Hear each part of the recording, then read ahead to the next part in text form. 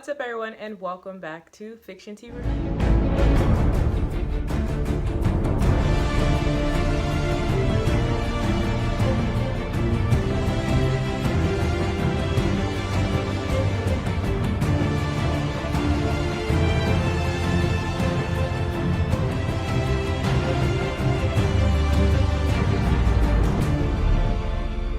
So today we're going to talk about DEVS, the Hulu original show. It's basically a sci-fi, like thriller type of show about a company who has this secret department called DEVS, and this guy who works there, and he works with his girlfriend there. He ends up getting like promoted to work in the DEVS department, and basically after that, everything just kind of goes left. He disappears, and his girlfriend is like really worried, trying to find out where he is. And she finds out that he is shown on the camera killing himself, but she has her suspicions of what actually really happened. I really like this show because it's a different type of show. It's originally in FX series show, and anything that's FX is usually like super scientific, sci-fi. It really touches on like quantum physics and Fibonacci spiral, and it really goes deep into how these physicists and scientists are able to predict what humans will be doing in the future and in the near future through this like computerized code type of machine. And yeah, it's a really interesting show. I think all the actors really do well in this show. You're really convinced that they work for a tech company and that they're like scientists and physicists, and they're just like these nerdy people. And I love that it's a show about like nerdiness, but it also touches on, like I said, a lot of scientific aspects in life: quantum physics, Fibonacci spiral, quantum mechanics, just science in general. I like sci-fi shows, so if you're interested in sci-fi, you're gonna like this show. If you're not really interested in sci-fi, then I would say don't watch it. But yeah, I think what I really liked about the show was the visuals. I mean, the way that DEVS look, it's like, I wish I could like walk into DEVS and just be able to see everything. The beauty of it, the design of it, everything is electromagnetic, and like that is so freaking cool. And it has like this door that slides from the entrance into DEVS, and everything is just designed really well. It looks brand new and fresh. It's a beautiful color. I mean, like I said, whoever did the visuals, on point. And the acting is really pretty good, actually. I do have my moments, like in the beginning when, spoiler alert, Carl Glusman's character is murdered. I feel like it happened so fast, and we should have got more development with his character. We should have gotten maybe him, like, because he had gotten like the codes, the information, and we found out what he really is. I'm not gonna spoil that part, but once he got the codes and the information, instead of like him dying, it should have been dragged out a little bit more instead of like him just immediately dying. But I also feel like they wanted to throw in that shock because it was kind of dragging and lagging in the beginning, and we didn't really know what this was going to be about. So they threw that in there to kind of give it that twist and kind of pull people who are watching it in, so people just won't click out of it. So it definitely has that slow burn, but then they throw that in there. I think they threw that in there so it wouldn't be a serious slow burn, like a real slow burn where it takes forever to reveal anything about the show. It involves all these different things. It involves theory, it involves mental health illnesses, and man, like some of the actors are like pretty creepy. Like the security guard dude, like he's mad creepy. Like, yeah. I really like the girl. She is a really good actor, and the guy. This definitely plays on the whole Russian and Japanese enemy of American thing, and that is a kind of a historical thing throughout film, as far as American film go. Like that beef between the two types of people. So they definitely have that involved in there. And I feel like there's not a lot I can say about it because things have happened, but at the same time, not much has happened. Like everything I've told you guys, that's what happened. And like I said, I only made it up to to episode 6 because it shows every Thursday and on Hulu. I think after it comes on TV, you have to wait like a day or like a week for it to come on Hulu. And I think there are like 8 episodes so far though. So I'm gonna continue to watch it and see what happens with the show. I really would suggest you guys watch it. This is something new to watch. It's not your typical show, I would say. And yeah, I mean, it's worth checking out and giving it a try and seeing if you feel in there or not. It's very different. It's definitely very different. And yeah, that is the end of my review. So if you like this video, give it a thumbs up and make sure you subscribe and comment below. What other type of sci-fi films do you like? Is there any that you like? If so, let me know in the comments below. And speaking of sci-fi, you guys can get a copy of my book, Rain. It is a psychological thriller / sci-fi novel. It is my first book that I've written, and it is about a group of young adults in a psych ward who have been living there for so long that they have become accustomed to the lifestyle. They're thinking, we're never going to get out of here. We don't even know why we're here in the first place. People are saying that we're crazy, so we just accepted the fact that everyone says that we have mental disorders. And they get this new counselor. He comes in and he's like, you know what, I don't think you guys are crazy. I mean, you might have some stuff going on, but there's definitely more to the story than what's going on.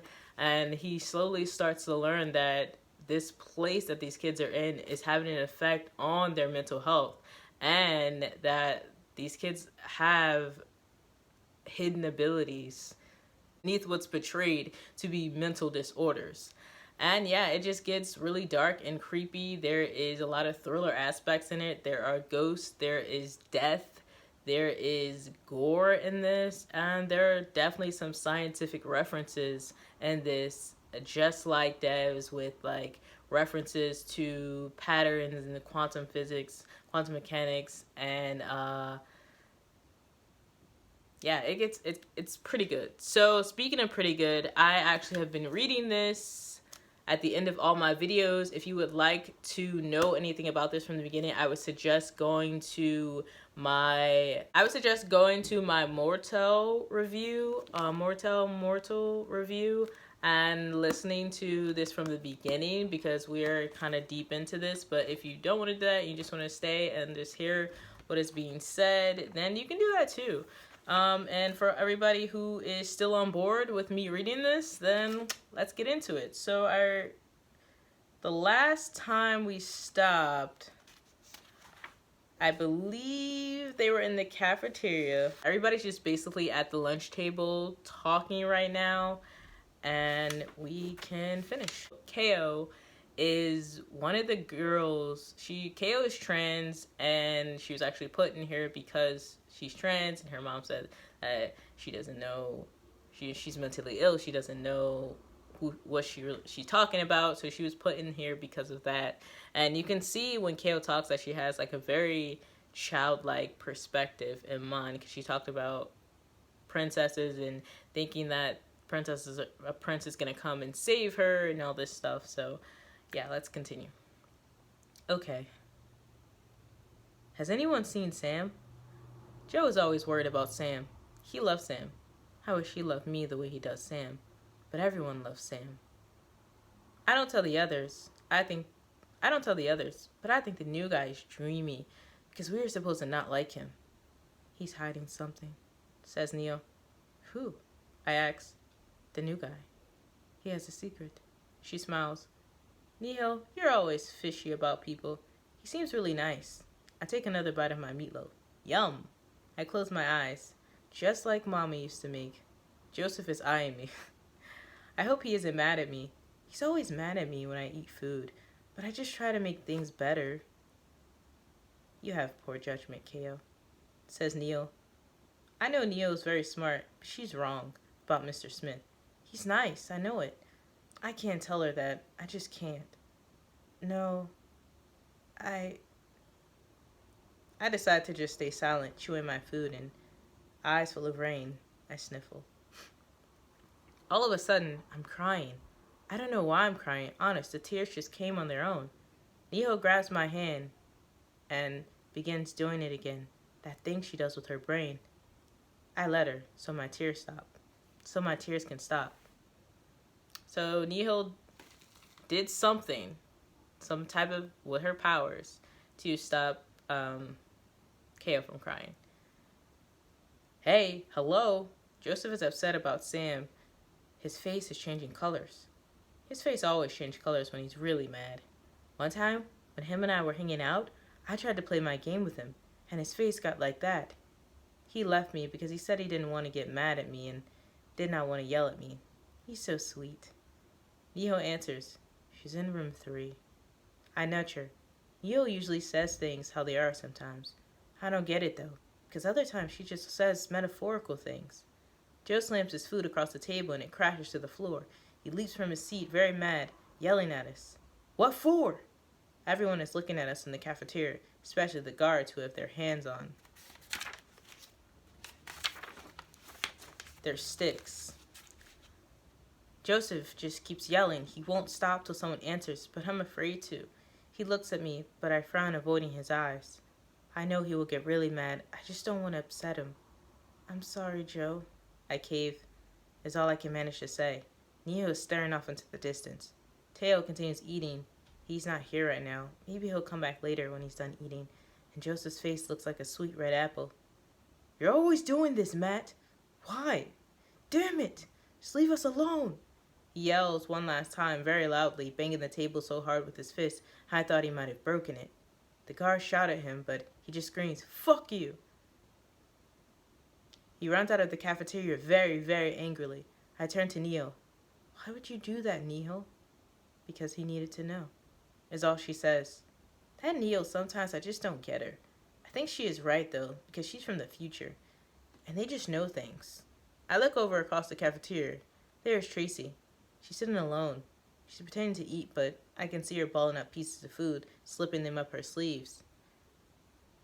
Maybe I should go over to talk to her. No. A hand grabs me. It's Teo. Sit. Eat, he says. I glance at Niho, who nods. So, I just stay eating miserably, because all of my friends are sad. Chapter 4, Girl. We're about to find out who Sam is. John Smith. I reach for the door. Here it is.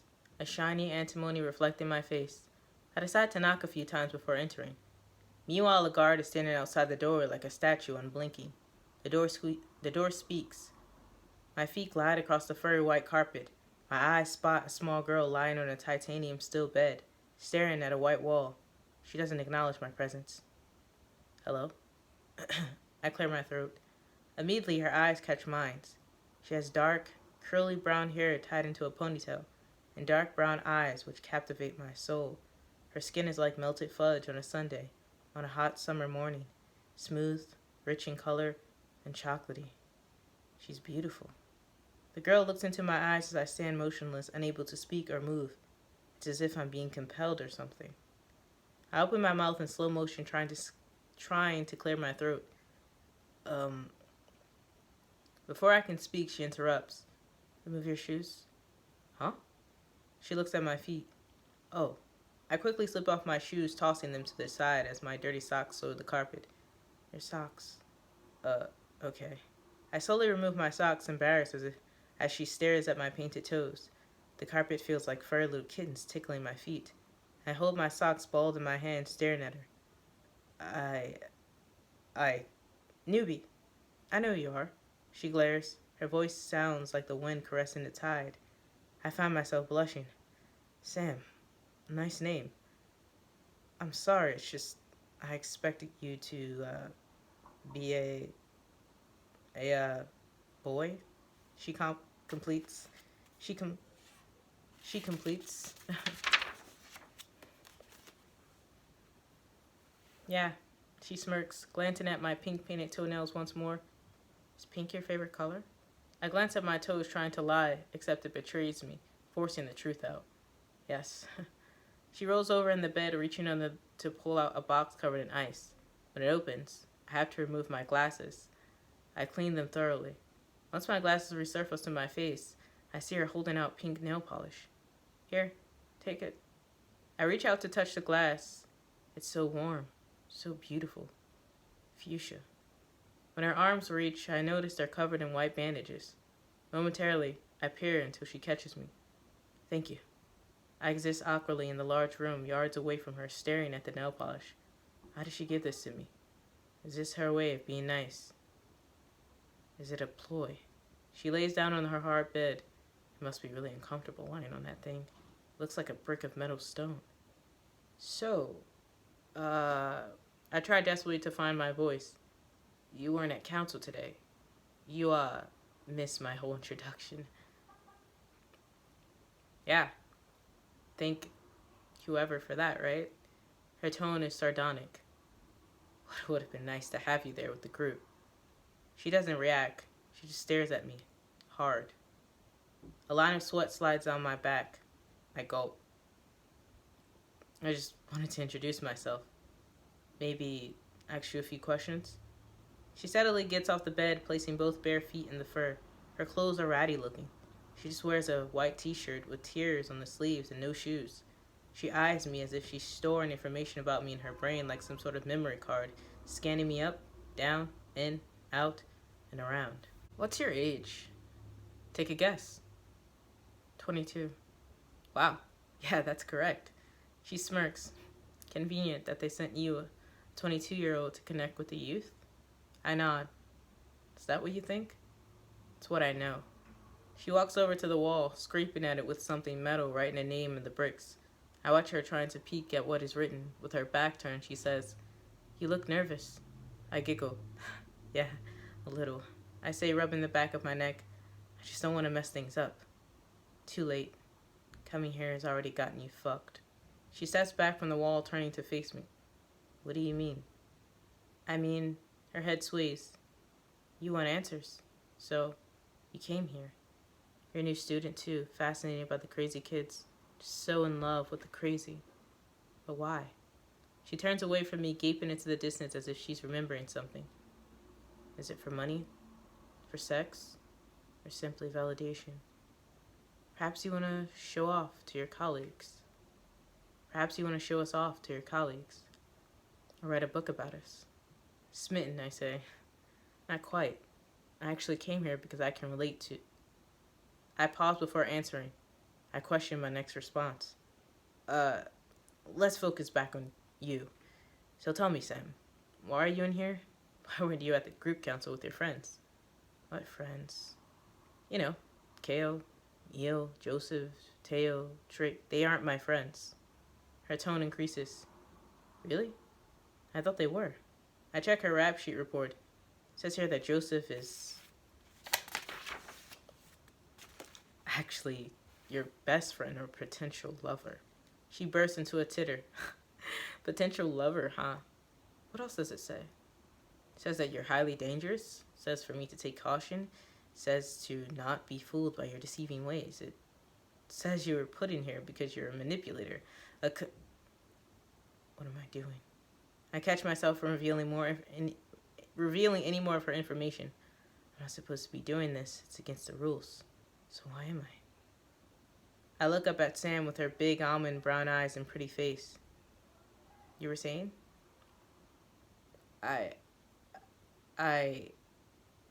cut her. Is that what you were going to say? I'm silent, ashamed. I turn my head, shaking it profusely. So stupid, stupid, stupid, stupid. Why do you think I'm here, newbie? I thought you were just a counselor. Trying to be my therapist, trying to be my psychiatrist too. Her tone is so sharp it stabs me like a knife at my throat. I begin to choke, coughing up blood. What the fuck? I smeared the blood, then look back at her. She's now facing me. I look back down at my hand and the blood is gone. I'm tripping. I try to peer closer to the wall where she scratched a name. No. I pause, waiting for her to face me. Sam, it's Samantha. She reassures. Oh, sorry. Samantha. It's just, I stare at the name again, etched into the wall for safekeeping. Each brick has a name. What's with the names on the wall? I reluctantly ask. Names? She asks with innocence. I point. These. I gulp, admiring her for a moment, but try not to breathe so much. What the hell is wrong with me? Why am I so nervous? I mean, with the boss, I'm very on edge. Uncomfortable, yes, and with the group, I'm nervous too, yet with her, it's different. I wait, hoping she will answer my question, but the silence just lingers on like a never-ending Ferris wheel ride. So I continue. Samantha, I know why you're here from reading your life. Your file, of course, but I'm asking why are you in this room? Did you hurt yourself? She takes a look at her bandages, stroking them. For a moment, she's in a trance, still as a rock. I step a few feet closer. She burns my face with softness in her voice. No. What happened to your arm? It looked fresh. She looks down, stroking her fingers across the bandages once more, robotically speaking. I don't know. I might have done it in my sleep, or... I search for the answers in her eyes, but she hides them. Infection, she says. Infection? Surely they would have cleaned it. I ask, cleaned it? Yeah, sure. Of course. Like they care that much. Her voice trails off. Why did you scratch it in your sleep? Clearly she's lying, but I play along. Irritated, she screams, I just told you. I don't remember. Are you deaf? I inhale. Okay then, why are you here? She takes a deep breath and closes her eyes before responding. What do you think? She replies. Ladies first. She fumbles with her feet in the fur before answering. She stares into the softness. I try to escape, but they want me locked away. All of us. We're too advanced. Why? Her head lifts in slow motion. She squints her eyes, insulted by my question. Wouldn't you? I don't answer right away, trying to gather my thoughts for my next question without distraction. Samantha. My tone is soft. I look at her torso. It is so skinny. Her arms shake a bit. Her hair stand and a loud rumble escapes her stomach. She holds it. I'm going to stop there. I would love to read more. But we got an introduction of Sam, and it seems that she has some abilities going on. We're going to get deeper into her character, but not too deep. But John is going to learn more about her and the others, and it's just going to get better and better. So if you enjoyed this video, if you want to see more videos, if you want to hear more about this story, give this video a thumbs up and be sure to share this video with someone. And happy quarantine or something. I don't know.